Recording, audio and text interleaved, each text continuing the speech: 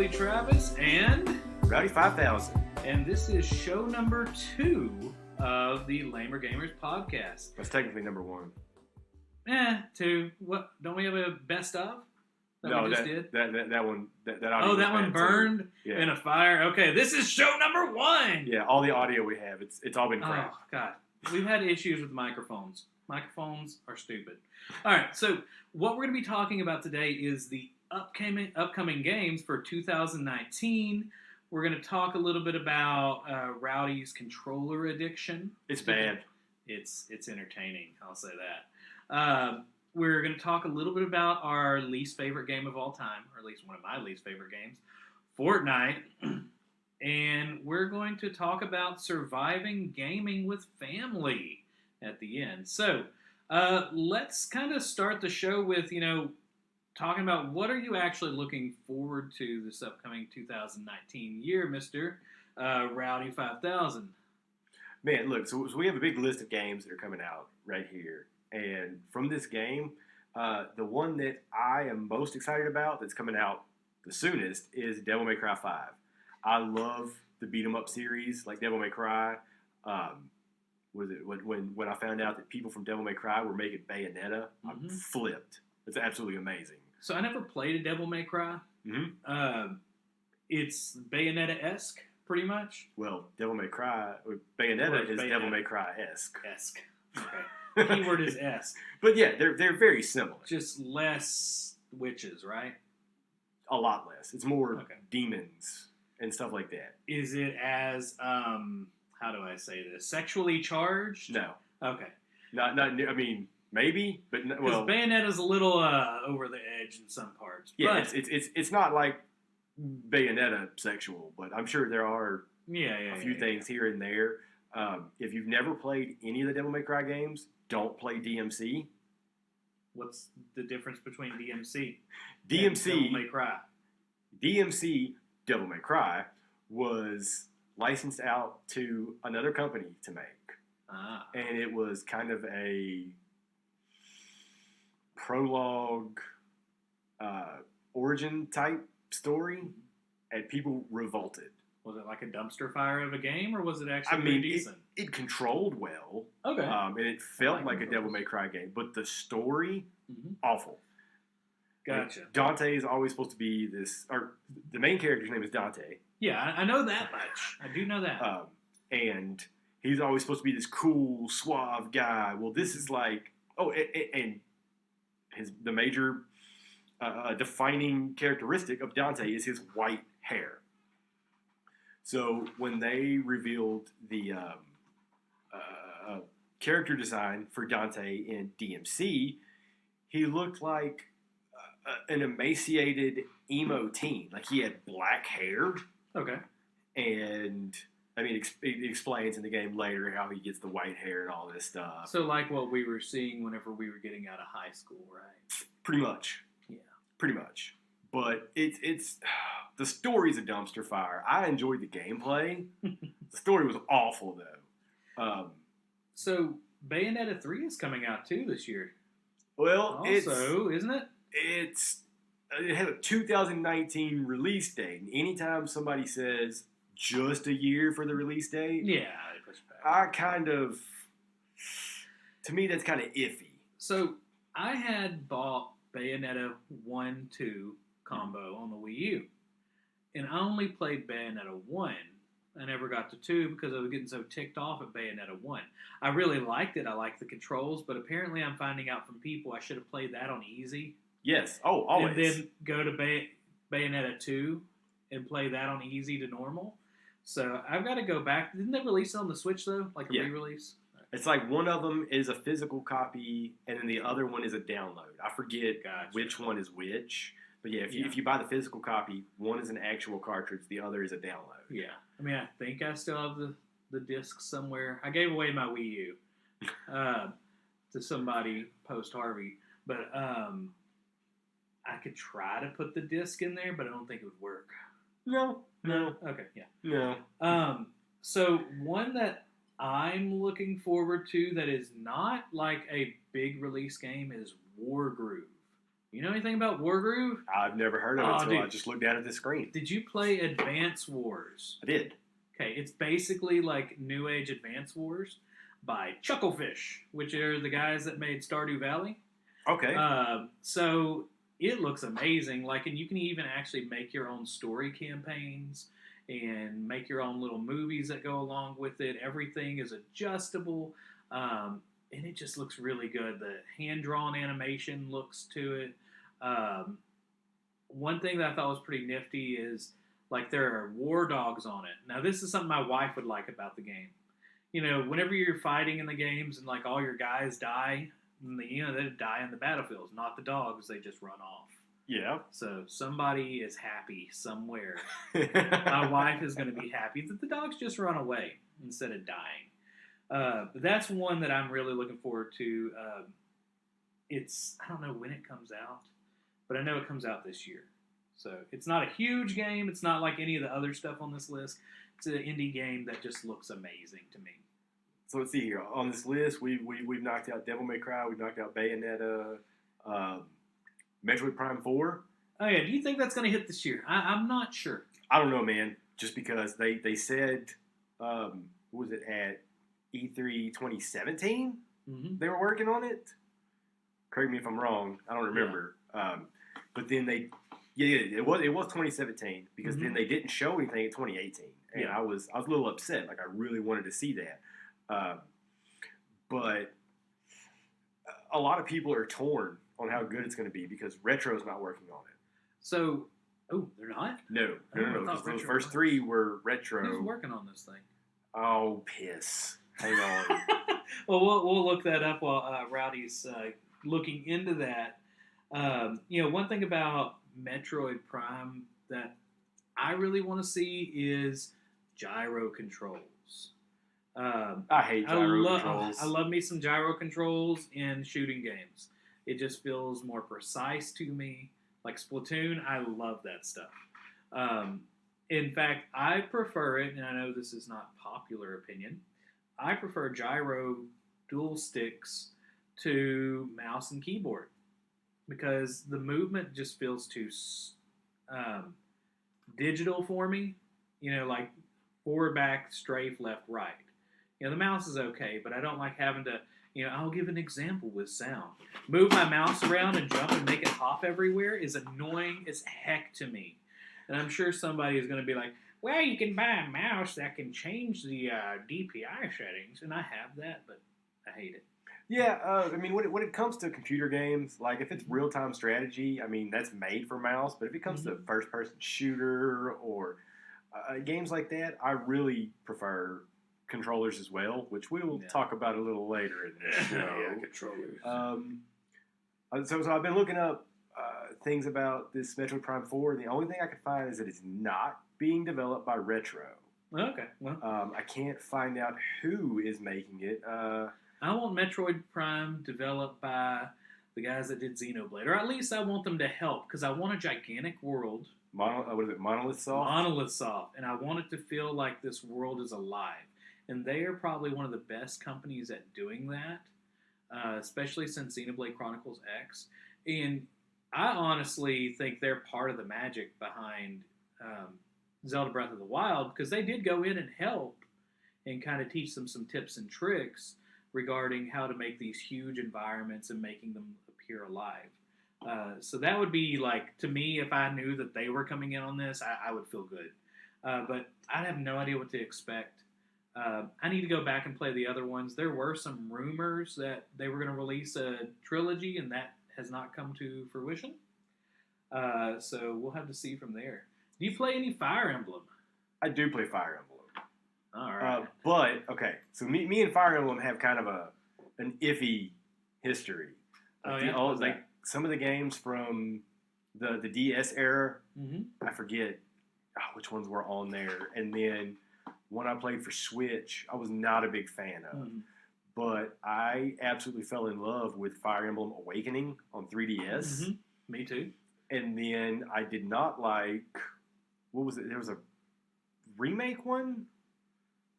Because there's the Sure, I have it in there. Shadows of Valencia. Yeah. Not a fan of that one, but this new one that's coming out on the Switch, I'm actually looking forward to this one.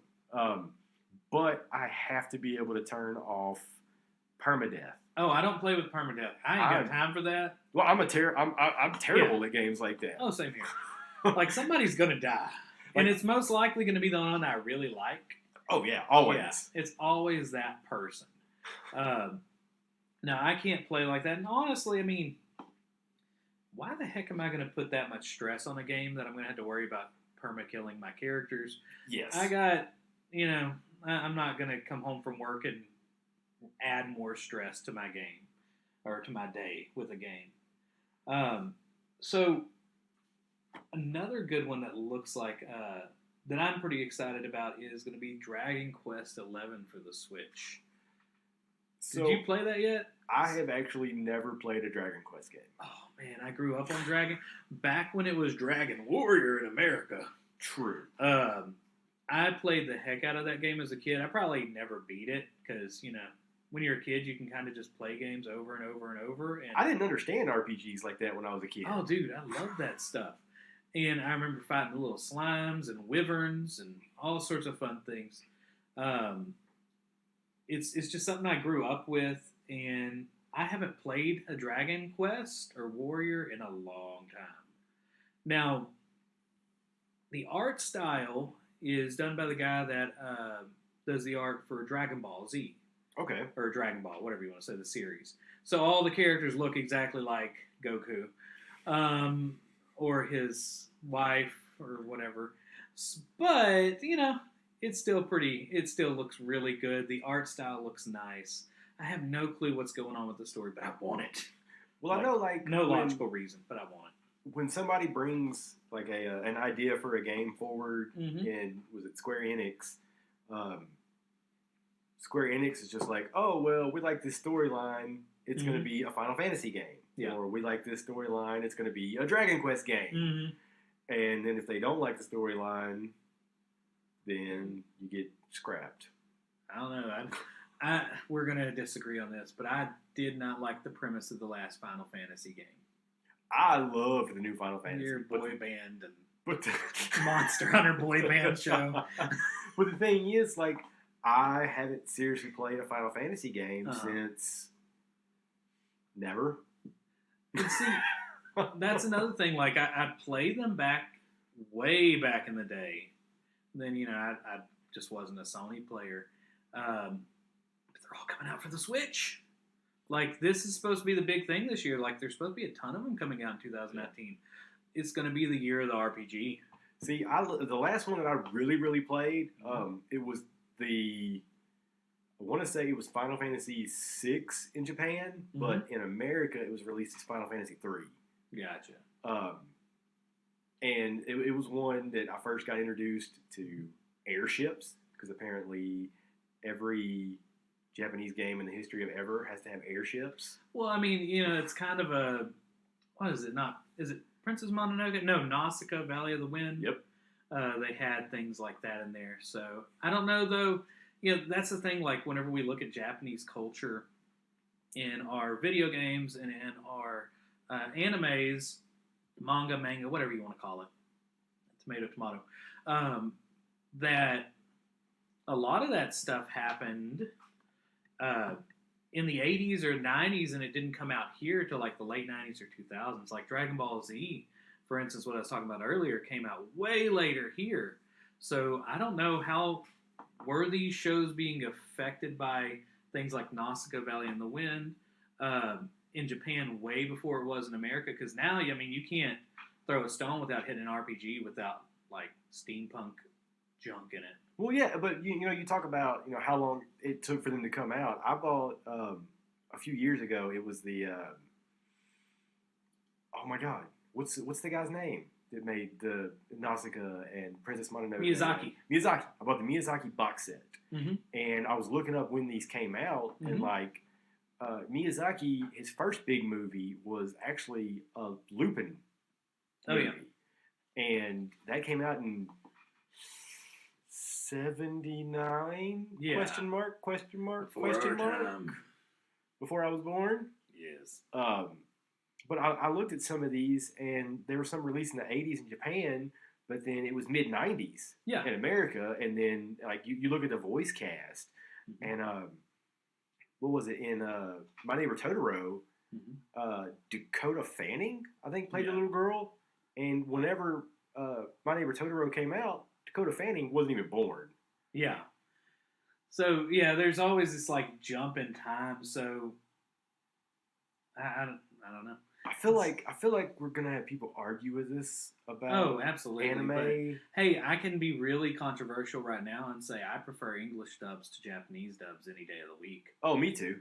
Yeah, like I like being able to understand what people are saying and understand the inflection in their voices because I don't speak Japanese.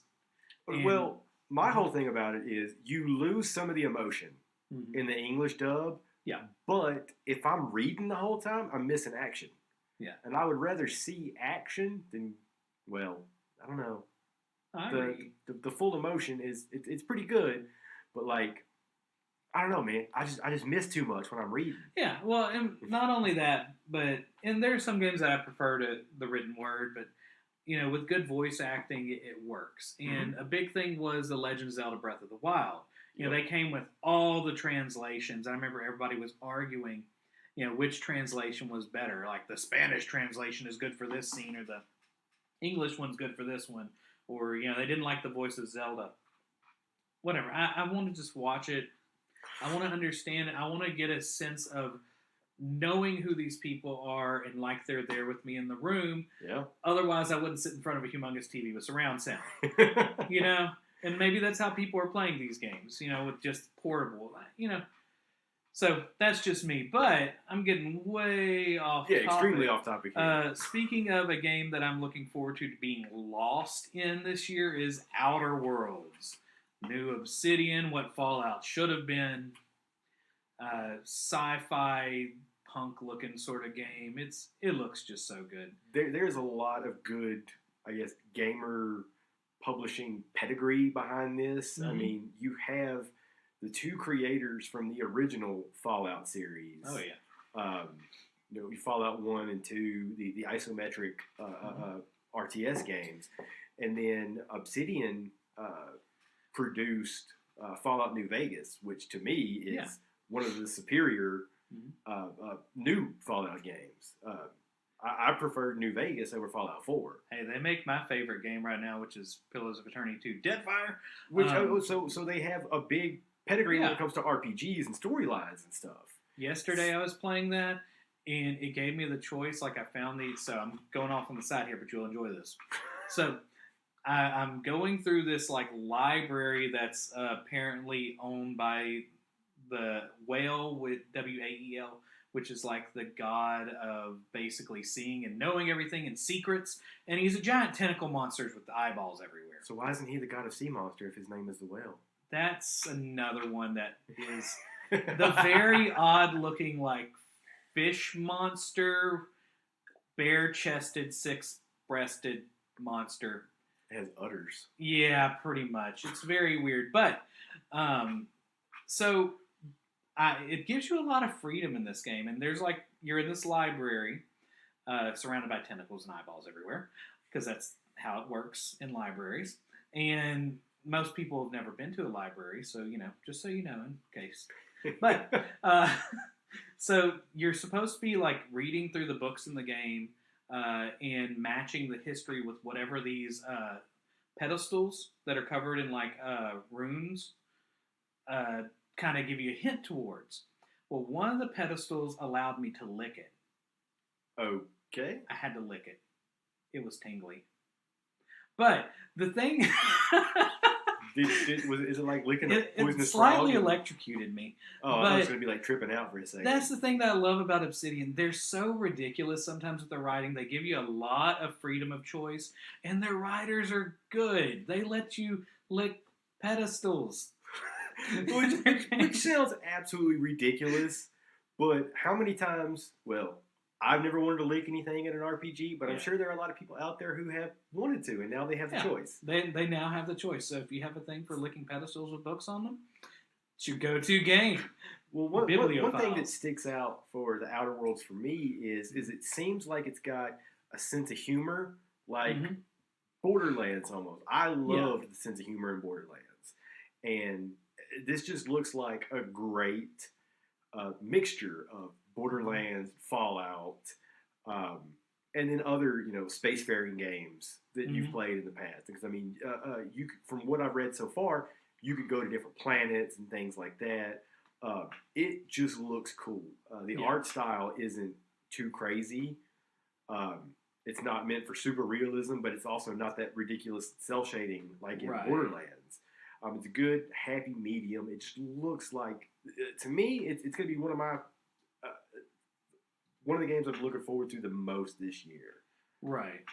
And so you play a lot more, just kind of going off on a tangent here because you're talking about games that are FPSs in there too. What do you think about Doom Eternal coming out? Doom Eternal, okay, so if you have not played Doom 2016, it's a must. Yeah. It's just frantic first-person shooter. It's just all about gore and just ripping off the heads of these zombies. There's great melee attacks, things like that. There's awesome weapons. I mean, the last Doom was really fun. Well, there was a lot of excitement when I played it, kind of like when I played the original Doom when I was a kid on a PC. Yeah.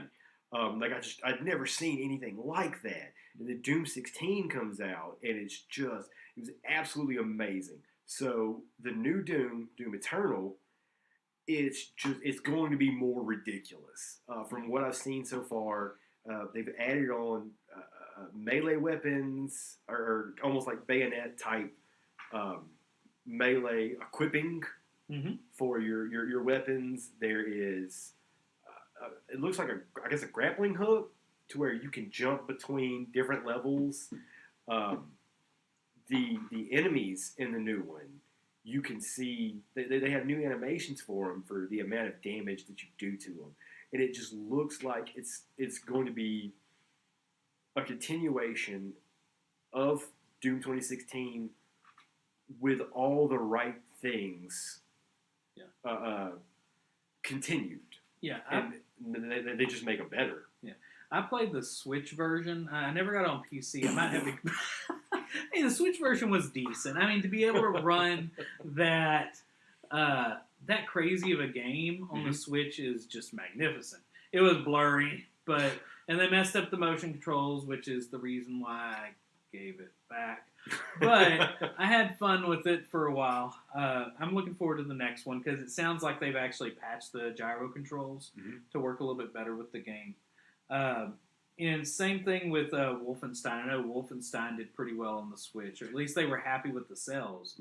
And they have an add-on to Wolfenstein, or you said it's Youngblood, right? Wolfenstein Youngblood. To me, it looks almost like it was meant to be DLC for Wolfenstein 2, but then it got too big for DLC. So they decided to release it as a discounted game because it's normally the full games are going to be $60. This one's going to be at the $40 price point, kind of like what they did with Wolfenstein: The Old Blood, which was based in the Wolfenstein. What the hell was the new one called? The Wolfenstein the New Order. It was based alongside the New Order, but this one you're going to play as B.J. Blazkowicz's twin daughters, and it's going to be 20 years in the future. And from what I've seen so far, is it looks like these new Wolfenstein games in a Blade Runner type universe. I want to say it takes place somewhere in the early 80s, 81, 82, 83, somewhere in there. There's going to be a lot of cyber aspects to it. Like one of the things is you're going to be, you have to hack in it. Side note, there's also a Wolfenstein VR game that's coming out where you hack stuff and then you take control over it. But that's a whole other thing. But, VR's dead. This Youngblood, like it looks pretty good. If you liked the new Wolfenstein series, I mean, Youngblood is just going to be a continuation of it. I'm excited about it. Yeah. But we just talked about Doom and Wolfenstein, which are produced by Bethesda. Yeah. They're not made by them, but at least they're being produced? Question mark. Question mark. So the next first-person shooter on our list here also has to do with Bethesda, Rage 2. So I never played a Rage before. See, Rage 1, to me, it was a real serious type game. And I couldn't really get into it. I own it on PC. I probably picked it up on a Steam sale somewhere or in a Humble Bundle. But I probably put, I don't know, 3 to 5 hours into it, and it just was not clicking with me. Yeah. But why I'm iffy about Rage 2 is that there was so much changed in it. The art style looks different. It seems like this one's going to be more humorous, whereas the first one was more serious. I don't remember there being powers in the first one. In this one, you're going to have powers.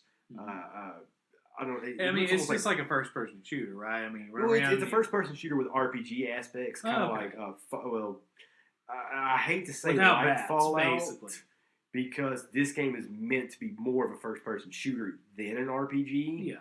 Unlike Fallout, which is supposed to be an RPG with first-person shooter type aspects. Gotcha. Fallout 76 is a turd. So what was that? Did somebody say bad things about a Bethesda game? Yeah, and I love Bethesda, man. I really do. But sometimes people that you love make mistakes. Like sometimes Fallout people 76. that you love drop a turd in your soup. That's a terrible analogy. Well, that's what they did. You have some. Okay. Don't eat soup with rowdies. So, the last game on this list that I see here, Kingdom Hearts 3. Meh. I don't like games where they mix a bunch of universes together. And then they string along some ridiculous story, and I'm just not that big into, like, Disney and Final Fantasy characters. I think you're going to get shot for that. I'm sure I will.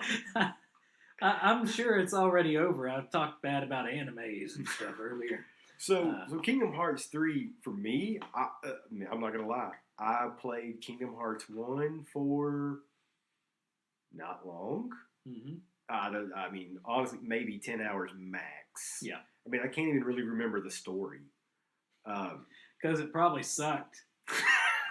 It's a good reason why. And, I mean, I gave it a chance because I didn't want to hate on somebody because they were mixing Disney in with it or anything like that. You know, Disney tells good stories. They've run out of ideas, seeing as now they're just like remaking everything they've ever done.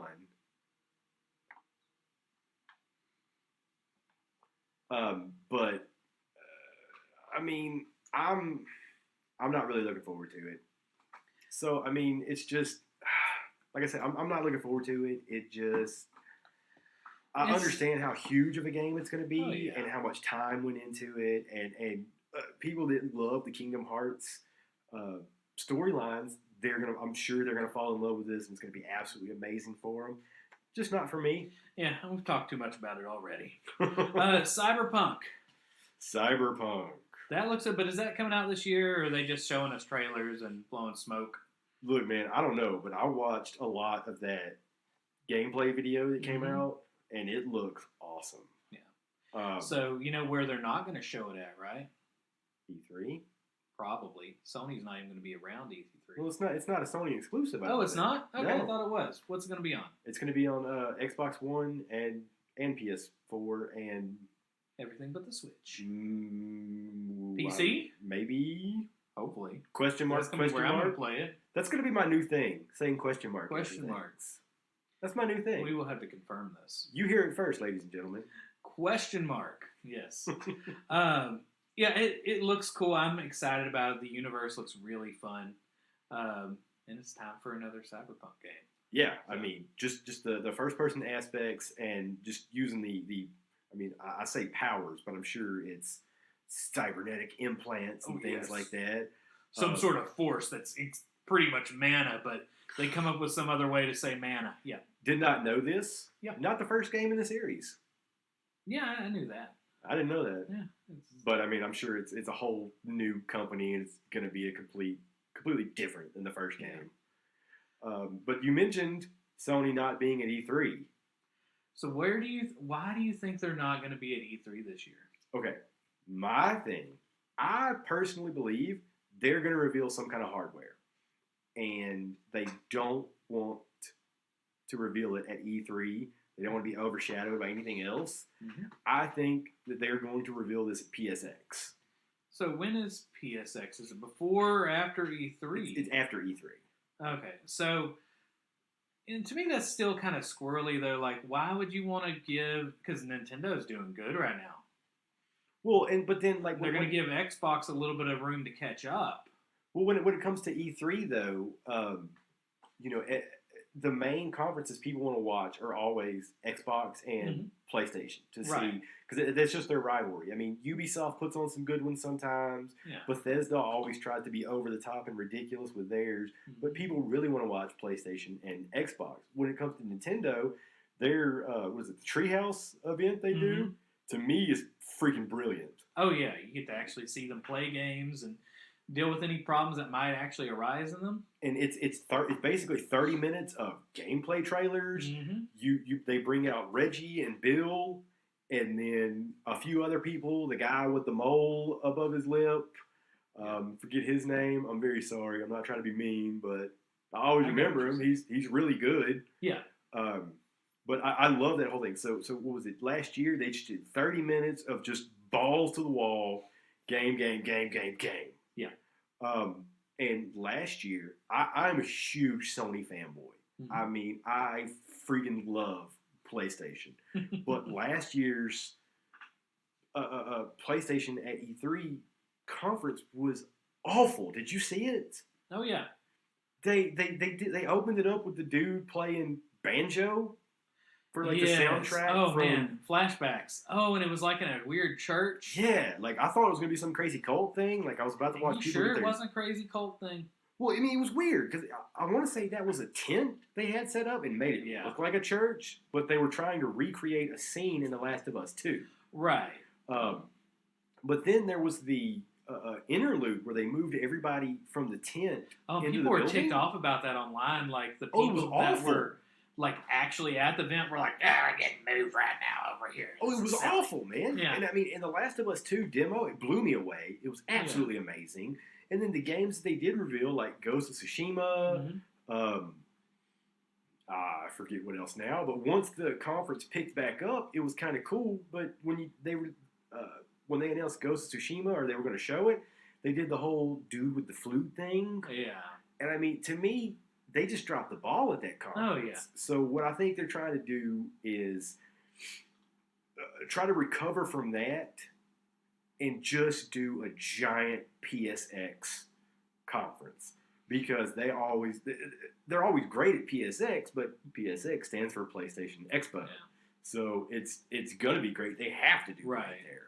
Yeah, and there is, I know Nintendo kind of did it a couple years ago where they had very little presence there before they started really gearing up for things. So it would make sense that they're going to come up with some new hardware. My concern is, I think hardcore consoles are going to be hard to sell right now. With as big as the Switch is getting with its portability,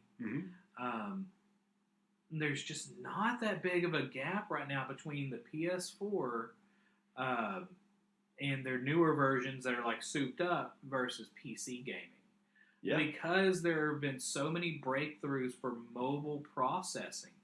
I mean, if you put, like I said, Wolfenstein on the Switch next to the PlayStation, it's not that big of a difference. There's no gameplay differences, really. To some people, it's going to be a hard sell to go out and buy a $600 system that looks maybe a little bit better than what's already out there. So unless they're going to release another, the Switch S4 or Switch S5, whatever, I could see them doing that. And Sony likes to add 2 of everything that Nintendo does with their controllers. So, maybe there'll be 4 Joy-Cons on this.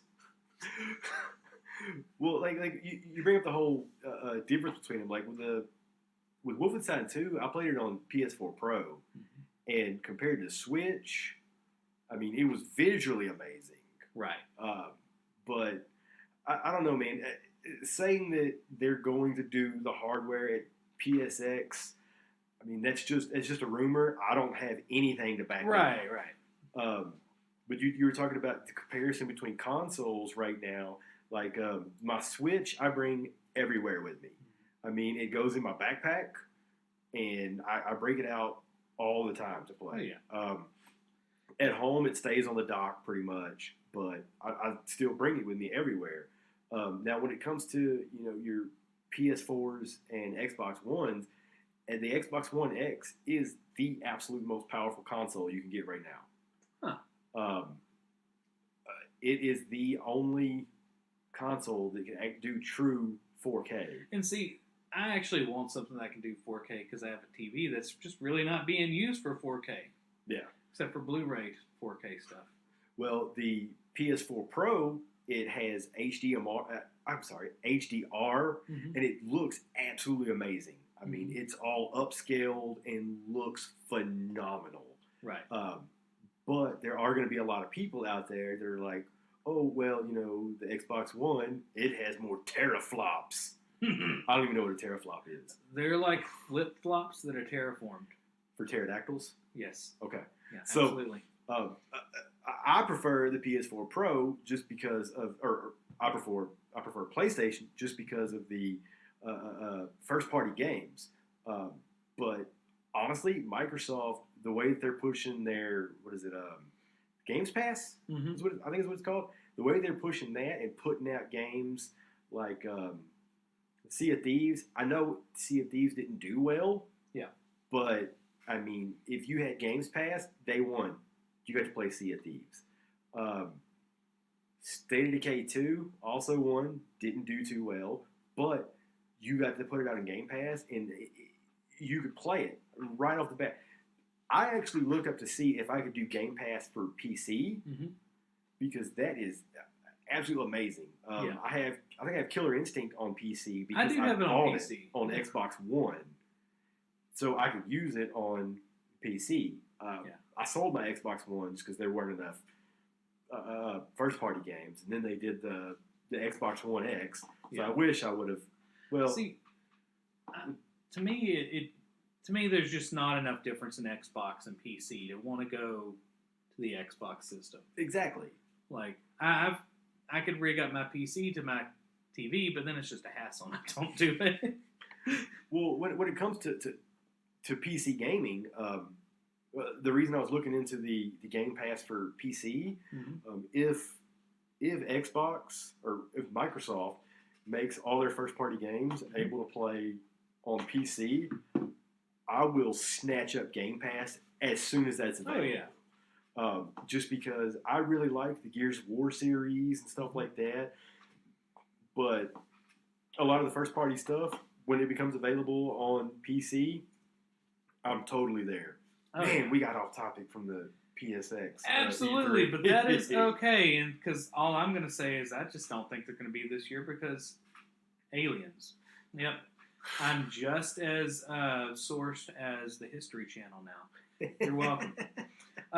So, speaking of what I mentioned earlier about how PlayStation just steals things for controllers, because that's my theory, because they're aliens. But let's talk about your controllers. You have a bevy of beautiful controllers here today. Look, I'm addicted to buying just different controllers, and I wish that I could say that I could pinpoint where it started, but I can't. I think that it started with Amiibos because I snatched so many of those up. I mean, it got to the point where I was seeing where it would be cheaper to order it from. The Japanese version, from Japan, the European version. I mean, I was all over the place. It was almost like a stock market for me. I'll have to share a link to my article about Amiibola. I mean, I had Amiibola. Like, it was bad. But then, when it comes to controllers, I have to have all the colors and all the different types. For PS4, I have, I think, 2 of the black controllers, 1 of the white controllers. I wanted to buy, they had like a metallic looking one. I forget what color it was. I was going to buy it. in Japan, they released the Dragon's Quest controller. Travis, you ever seen this thing? I have not. I gotta pull it up. It's a PS4 controller that looks like the blue slime. Oh, that's cool. From Dragon Quest. Like, it looks like the Hershey's Kiss slime thing. You turn it over, and there's your controller on the bottom. I've never played Dragon Quest. How do you even play with the thing? Just so everybody knows, because visuals, you literally flip it over and play with its bum, is what it looks like. And it's really ridiculous. It's the little slime from Dragon Quest. Everybody should know that by now. It looks like a blue Hershey Kiss. And you flip it upside down, and it's looking up at you all creepy while you hold it upside down and press its buttons. Yeah, and I've never played a Dragon Quest game. I wanted that controller. It's got a mouse pad looking thing on there too. That's that's every PS4 controller. Oh, well. Has that. You can see who plays PS4. And that's cool. I do like the mouse pad type things on there. You never use it. It's pretty much an options button. Oh, well. Yeah. So, you had just gotten two new Switch controllers that are old controllers. Oh, as soon as they announced that you could buy the old school NES controllers for the Nintendo Online, I snatched it up. Like that night, or that day, I kept checking to see if Nintendo Online went live, so that I could subscribe to Nintendo Online and then order the controllers, because you have to subscribe to Nintendo Online before you. Is that what it's called? Nintendo Switch Online? Nintendo Switch Online. The cloud service where you could play NES games. Mm-hmm. I had to have those controllers. So within 5 minutes of signing up, I'd already ordered my controllers. I paid for everything. And you had to pre-order those things, right? Oh, yeah, you had to pre-order them. They were like $60? 70. Oh, God. So I pre-ordered them only to realize that they weren't going to ship until December. But I got them in, and the weight on them feels real good. I have to touch one of these right now. They're not bad.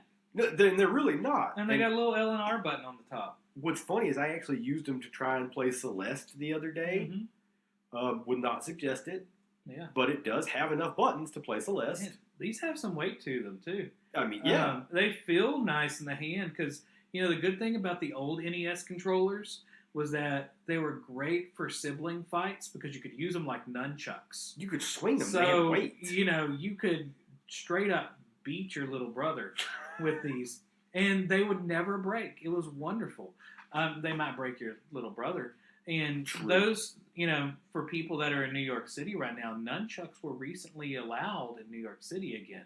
They ruled it unconstitutional in New York that they could be denied nunchucks. So go grab yourself some NES controllers and keep yourself protected.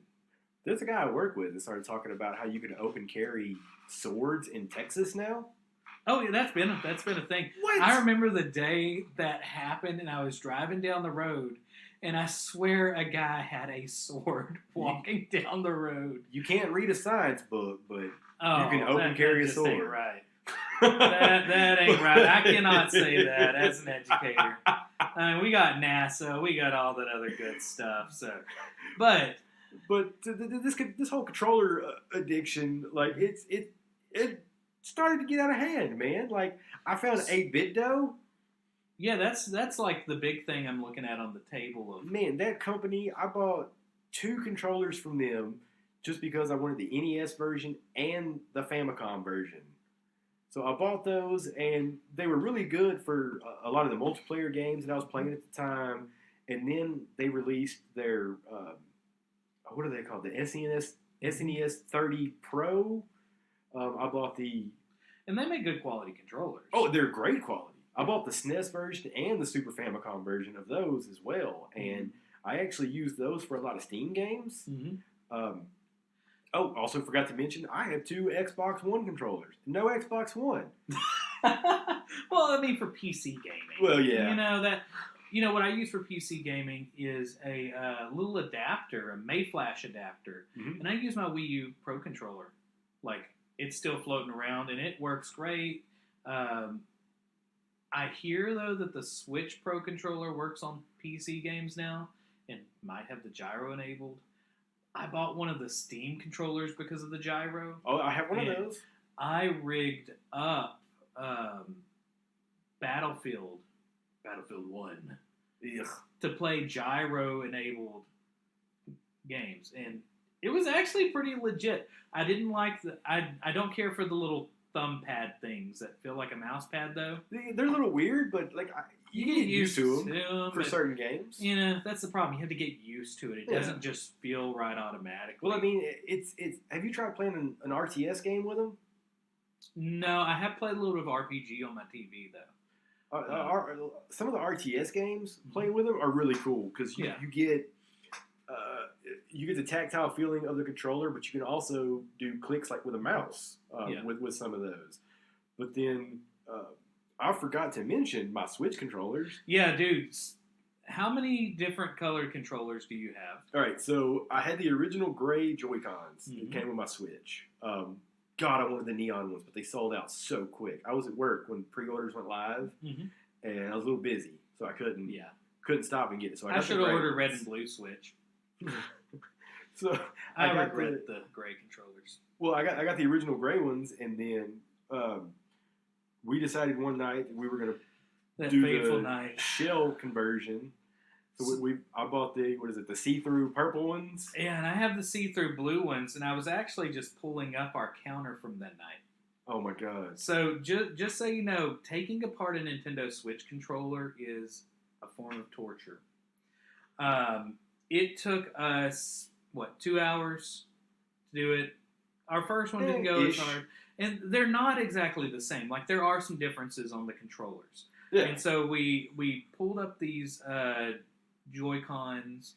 I forgot the name of the company. I'll put it on the link somewhere later on. But I cussed so much. We kept a cuss counter that night. Yeah. I really wish we would have filmed it because it was ridiculous. Because we got up to 271 cuss words. I believe it. By the end of it. And I think we'll need to do this in the future is like do some either controller modifications or small tech builds. And we need to judge how complicated something is by the amount of cussing required before the end of it. So you're looking at 271 cuss words within a 2-hour span. That's pretty good density of cussing. But besides those controllers, I also have the neon yellow Joy-Cons.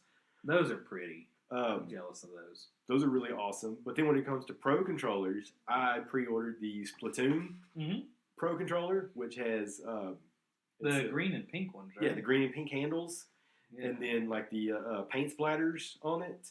And then I pre-ordered the Xenoblade Chronicles 2 Pro controller, which has the almost, I guess, maroonish, pinkish handles, and then it's got the emblem that's on Rex and Pyra's chest. Right. It looks really cool.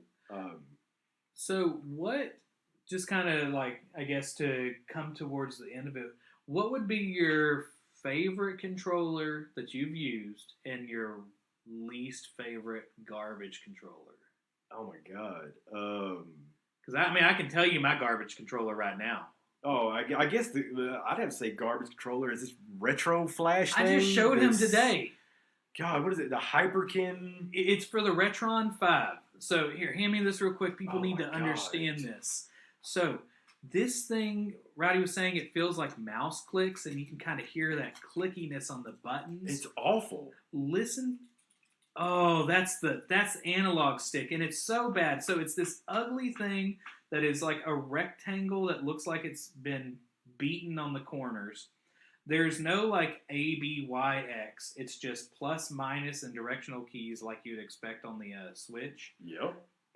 Everything feels hollow and clicky, and it's soulless like its poor hollow body. Oh, it's awful. It's awful, man. That thing has got to be the worst thing I've ever picked up. And I've seen some awful prototype controllers, like, and I've even played with like, what is the Philips CDI? Like, you remember those? Like, there was the presentation controller. Oh, yeah. It was one-handed.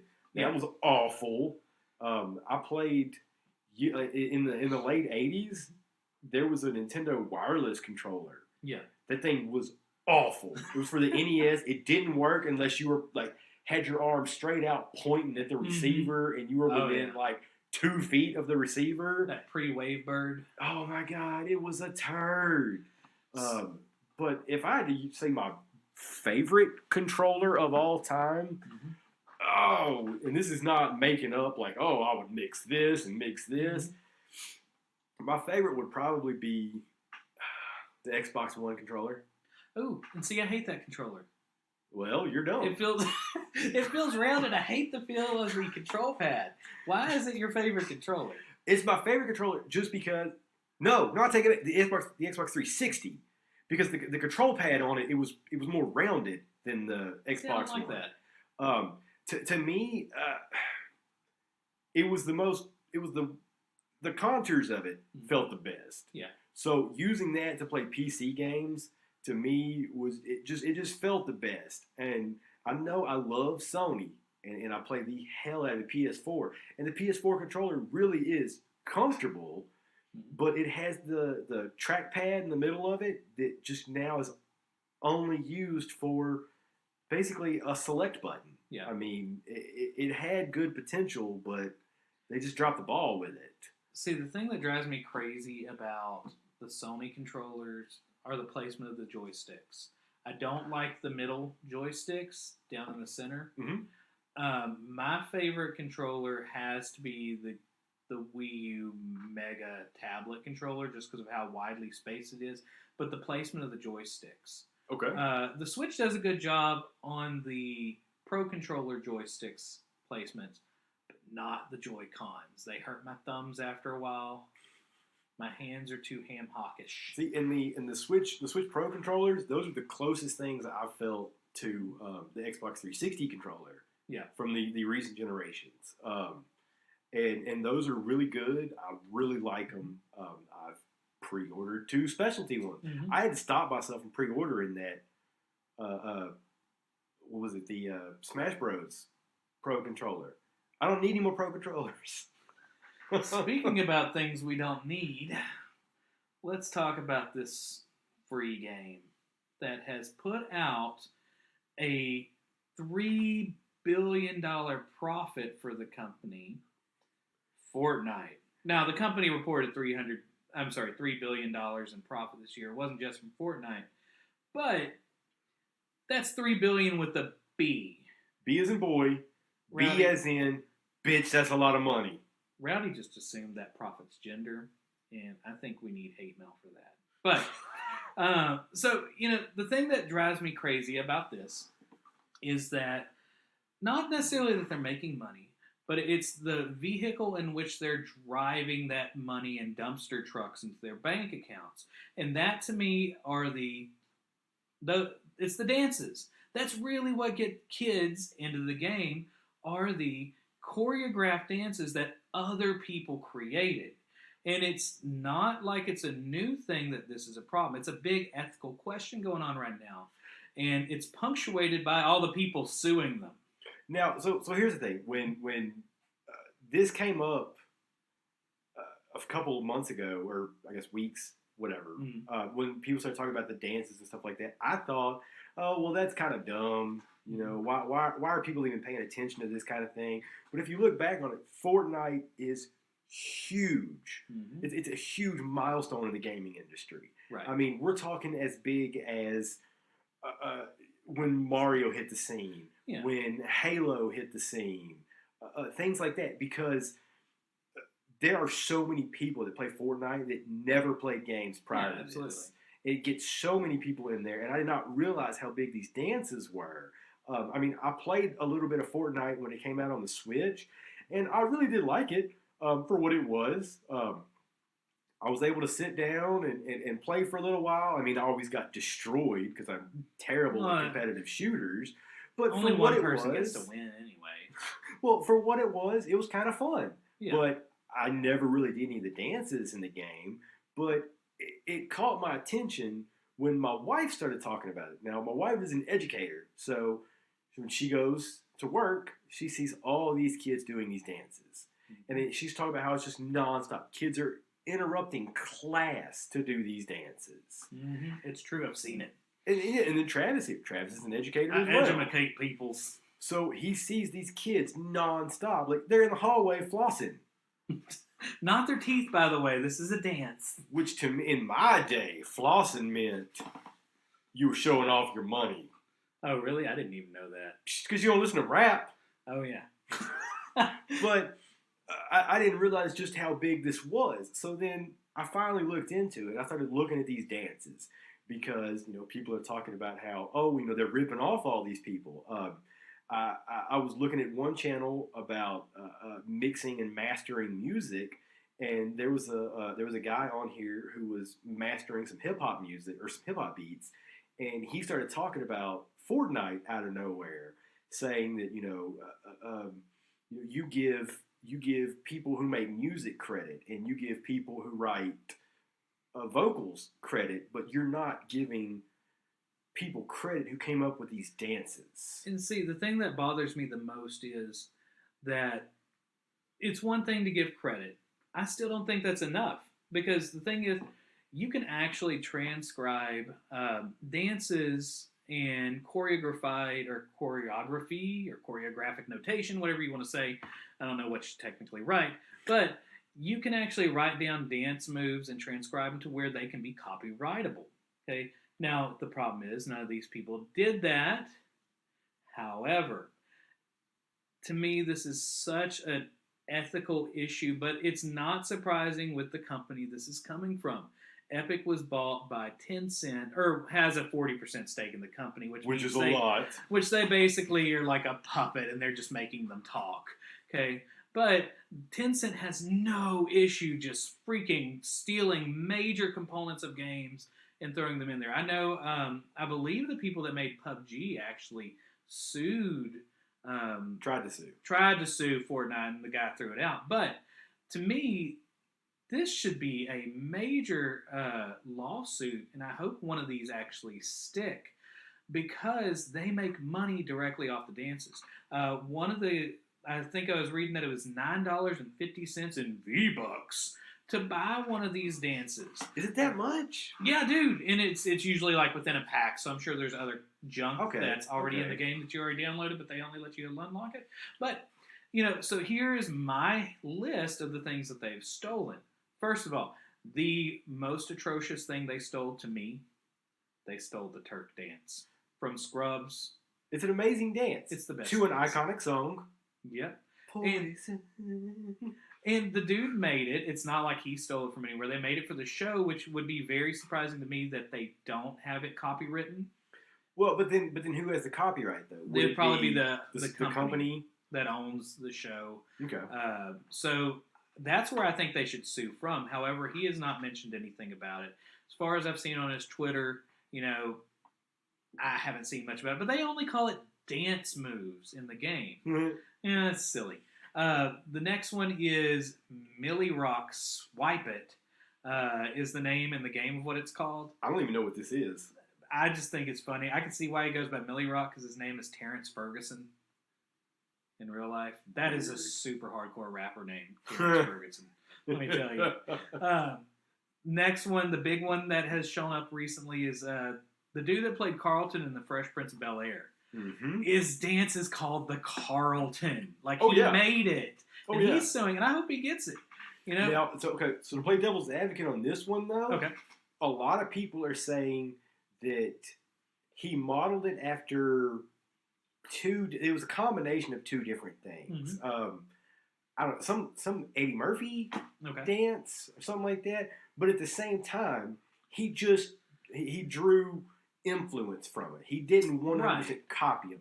And if you want to talk about drawing influence from stuff, you could sue every single musician out there these days. So he did create the Carlton, even though it was based on other things or influenced by other things.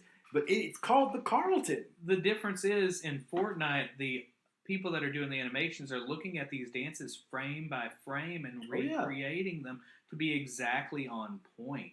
Mm-hmm. And that's the big thing for me. I mean, next you got Snoop Dogg's Drop It Like It's Hot. They call that dance tidy. They have something called the Jogging Man Challenge video. I don't know this one, but it's the best mates emote. Well, okay, so the Jogging Man Challenge, I don't know what this is, but I know they have the Running Man Challenge. Mm-hmm. that's out right now, which is not the original Running Man. Yeah. God, am I showing my age? Dude, we're old. Get over it. I mean, not that old. We're old. But, like, so there's the Running Man challenge. So I'm guessing this is a ripoff of the Running Man challenge now. Yeah. But then we were talking about this one earlier. You have the Backpack Kids floss dance. Now, I know the Backpack Kid popularized it, but there's some controversy on the internet of people saying he didn't create it. Mm-hmm.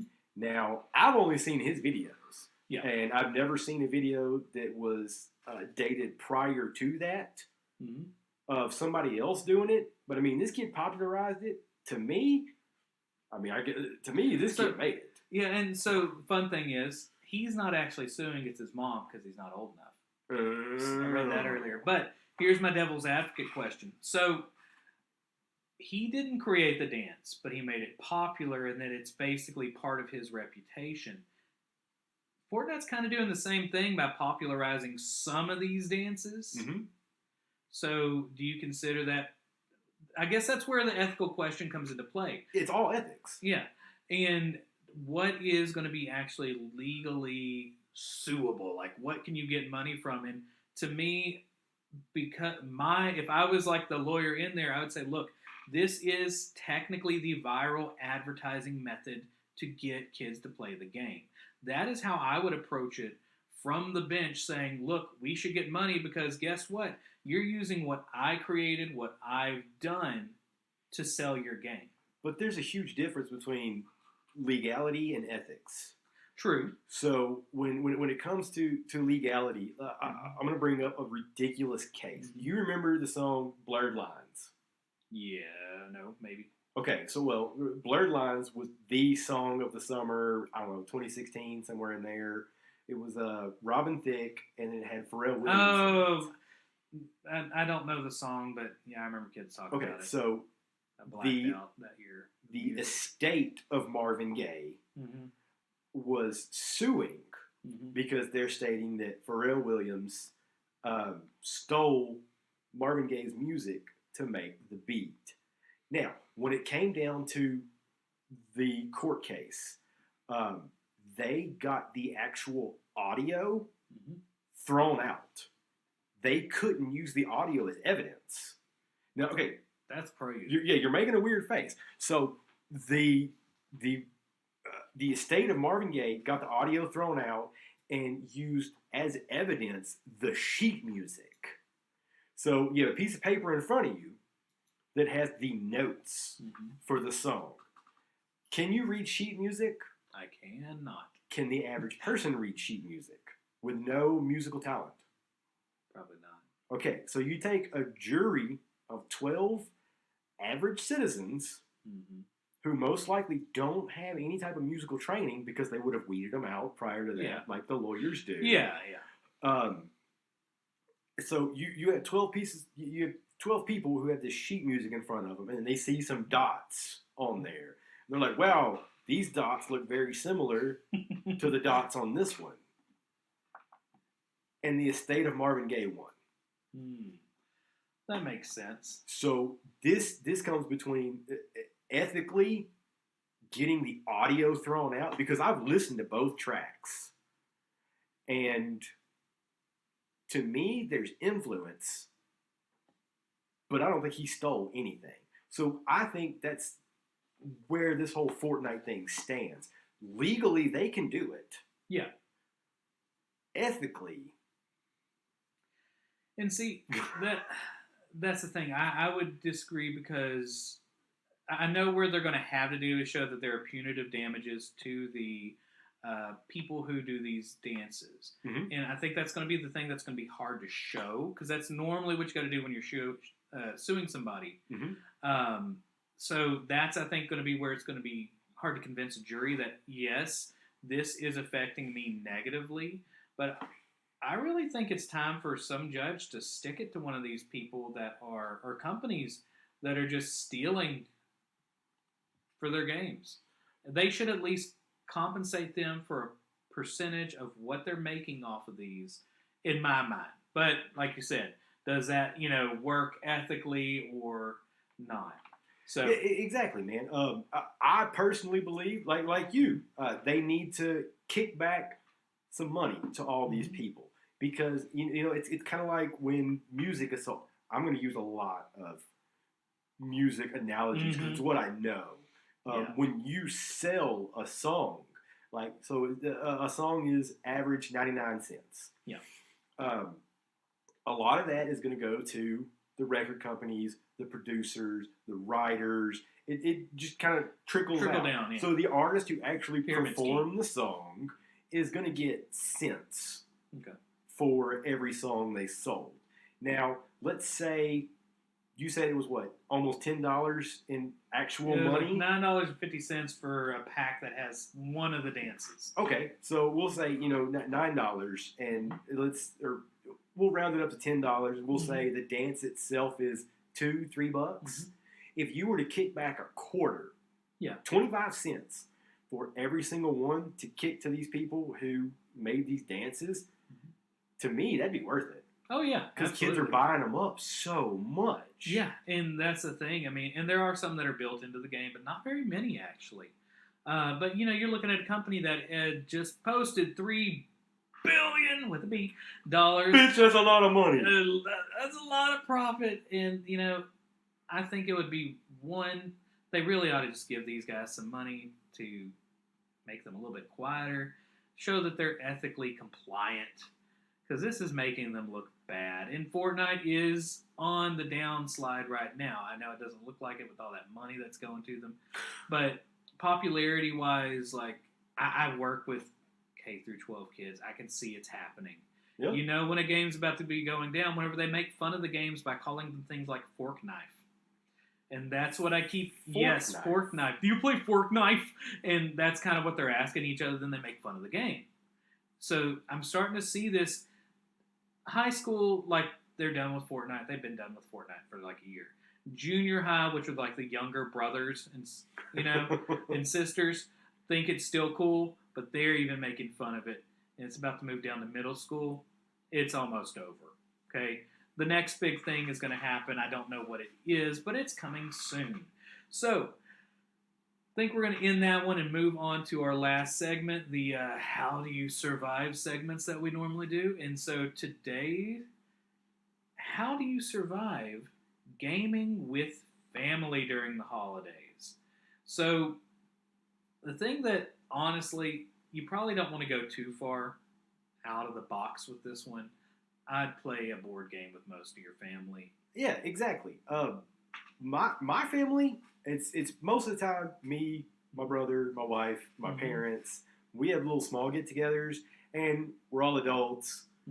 We curse in front of each other. We tell dirty jokes and things like that. So we don't really worry too much about that. Like me and my brother had a conversation about Red Dead Redemption.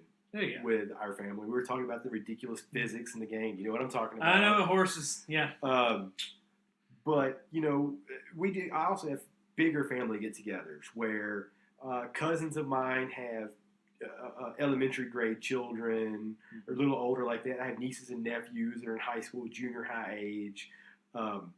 So I do my best not to curse in front of them and not play ridiculous games. So like you said, card games or board games are a good way to start.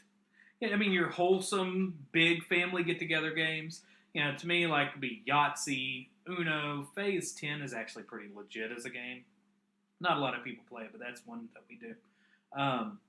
We used to do poker nights, honestly, with, like, pennies and stuff. That's when the adults are playing later, though, and the kids are, like, playing with their toys somewhere. Now, the thing is, I mean, honestly, don't get your hopes up trying to bring video games into the equation here. No, my mom still calls everything a Nintendo. Yeah, your grandma is not going to play your Nintendo to play Call of Duty. Yeah. Yes, I know Call of Duty doesn't actually have Nintendo doesn't actually have Call of Duty on it. But grandma don't know that. So, true.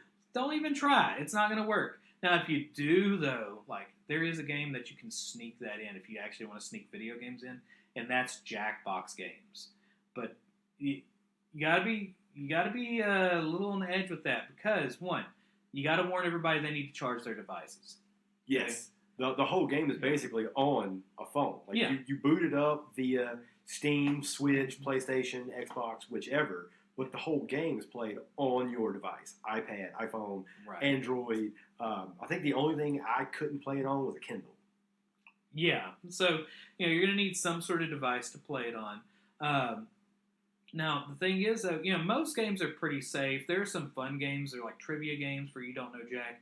There are generally going to be like kid-friendly modes that you can check on there. Yeah. But I'm going to warn you, even with that, it can get dirty real quick. So think like you probably know what Cards Against Humanity is. If you don't, you are under a rock. But it can get that bad really quick. And so, speaking of Grandma, you don't want to give Grandma a heart attack because of what your uncle wrote on there or you wrote on there. Or you don't want a heart attack from what your grandma might put on there. Grandma has seen some things. And you've been living in that rock, under that rock for a while. So you really got to watch out because you don't know what the rest of your family knows sometimes. And when they start, because some get that eggnog that's got a little extra spike to it, you don't know what's going to pop up in there. The last two things I think are super important. I hold a lot of weight behind these. If you bring your Switch and you have Smash Brothers or Mario Kart, there's going to be little kids that want to play it. Always. Absolutely. You straight up destroy them. Make them cry. Yeah. Okay? Show them that life is tough. Do you think the same way? Oh yeah. I was watching a show just the other day. Have you seen Marvelous Miss Maisel? I have not. Oh, great show. So one of the characters in there, his mother is playing the card game War with her grandson, and he has to point out to the grandmother that playing War with cards should not be scarier than actual warfare. Mm-hmm. But I mean, when it comes to video games, and then she turns right around and says, well, he needs to understand how difficult it is. Yeah. Basically pointing out this is life. And I know that's not, a couple years ago, that wasn't exactly the philosophy of life. And it's starting to change back a little bit right now, I think. But honestly, they're not going to be any good at it. You can kind of play rope it up for a little bit, knock them off the stage, make them feel pain. Oh, I have a nephew that's 12, 13. I forget. I'm a terrible uncle. But... played. They get older every year. It doesn't matter. I played Mario Party with him around Thanksgiving. Oh, yeah. And when I tried to go easy on him and he won, he was a dick. And that's true. Mario Party, though, is a good one if you want to give them a chance. Because Mario Party is just... It's what Mario Party is. And Mario Kart is okay. Because, Mario Kart is... the communism of video games. Nobody is allowed to be in front. It will pull you back. Blue shell will equalize. Blue shell will take you down. Now, speaking of the exact opposite, the number one thing to survive the holidays. I can't emphasize this enough. Do not play Monopoly with your family, with your loved ones. Put that game far, far away because it will end marriages. I have seen what it does. Look up the video. It's going to be on YouTube. Oh, gosh. I don't know if you've seen this, but it's this little, I guess, British kid. Mm-hmm. And he's playing Monopoly with his family. And he's pissed. It's this little chubby kid. He doesn't have a shirt on. He is pissed. I think he throws some money or something. But he's yelling at somebody and then starts flipping somebody off. Oh, man. See, and that's the problem is nobody beat him on Smash Brothers enough. They just let him win every time, and he couldn't handle it. But do you want to know the sad thing is? When it comes to Monopoly, that kid's my spirit animal. I will take my shirt off, throw money, and flip you off. And see, I'm the exact opposite. I play Monopoly, but I will win. And, and it doesn't bother, if somebody else is winning, it's that's cool, whatever. But I will get you. I will drop rats inside your apartment complex just to win. If that was how it worked. Oh my God! If they made a version of Monopoly like that, that'd be kind of cool. Because it's that'd be kind of realistic, a little too real. They could have a Joe's Apartment DLC on there. Oh, Joe's Apartment was terrible. That was the movie with all the roaches that talked to him. Little roaches like this. That was, oh man, that was one of those stupid like late '90s movies, wasn't it? Oh yeah. Well, no, I want to say mid '90s. Mid I was '90s. probably middle school, junior high when that came out. I don't know. It's But forever old. the whole Monopoly thing. We're not just talking about the board game either. Don't ever even throw in the video game version. Like I wanted to pick up one recently that was put out by Ubisoft. Like it had like the characters you could play as rabbits. I love rabbits. Oh yeah. Like I want to get a rabbit tattoo. Like I love those things, man. Oh, like that's to me, awesome. Mario vs. Rabbids was one of my top 5 games of 2017. That game was amazing, but it was Monopoly. All I would do is throw a controller and start yelling at somebody because I can't flip a board. Yeah. They need that option in video games, the board flip option. I think actually there's a tabletop simulator where you can do that. They made a VR version of it too. It's got VR support. I've only played a little bit of tabletop simulator. Well, all right. So now you know how to survive your next family get together. Keep Monopoly at home. Burn it. Catch it on fire. You know, with the Ouija board. But anyway, so all right, guys. Thanks for listening to the podcast. That's the end of our show. That's the end of it for today. So y'all have a good one. And thank you, everybody who's listening. You're the ones that keep us alive. You're the ones that keep this thing going. That's going to be a wrap. Have a good day. Have a good beginning of your new year. Finger guns.